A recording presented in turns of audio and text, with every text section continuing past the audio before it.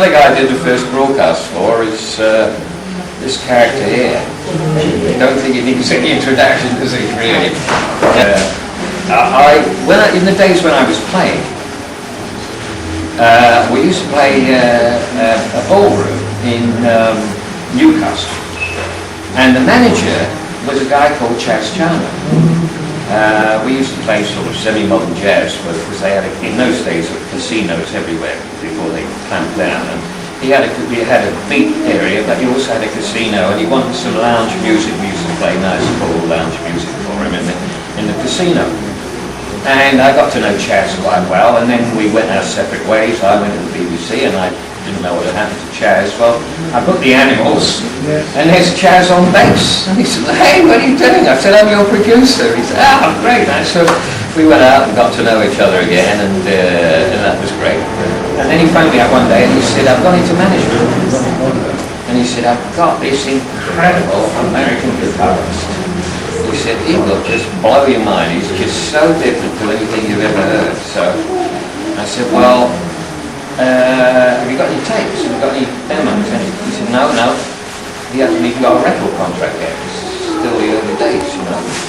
So I said, "Well, is there anywhere in London I can go and see him?" And he said, "No, he's not in London. He's still in New York. He's not coming in till next week." So I said, "Well, I'm supposed to take your word, Chas." I said, "Well, I've known you a long time, so I said, I'll trust you. I'll tell you what I'll do.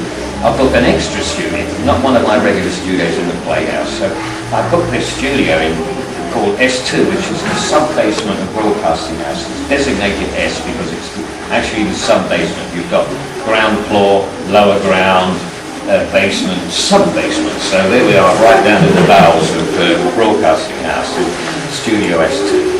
And I said, "Well, it's only a trio, so it's not, I mean, we have set fees, so,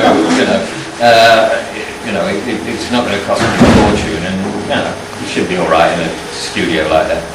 So anyway, this guy turned up, and you know what he sounded like.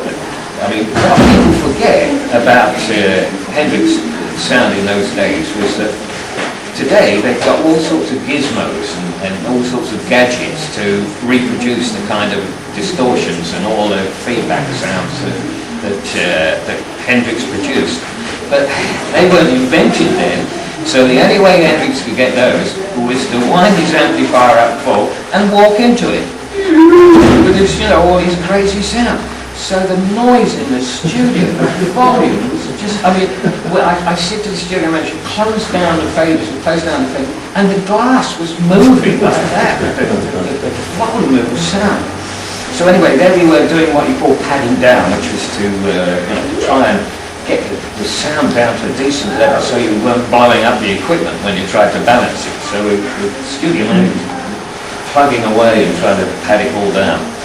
So suddenly I realised there was a sort of middle-aged lady standing beside me.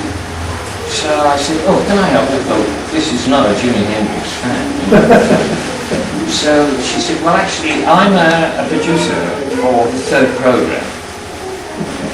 So I said, "Well, so?" And she said, "Well, we're doing a string quartet, 2 floors above in the concert hall." So we can hear his guitar coming through behind the string quartet. So I said, "Look, well, the situation is I've got one more number to do. When I finish this number, I'll give you a ring in the console, then you can record your string quartet." She said, "No, you don't understand. It's going out live."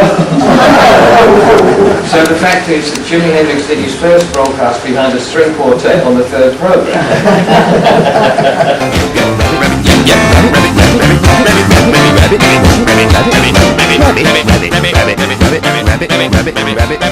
Rabbit.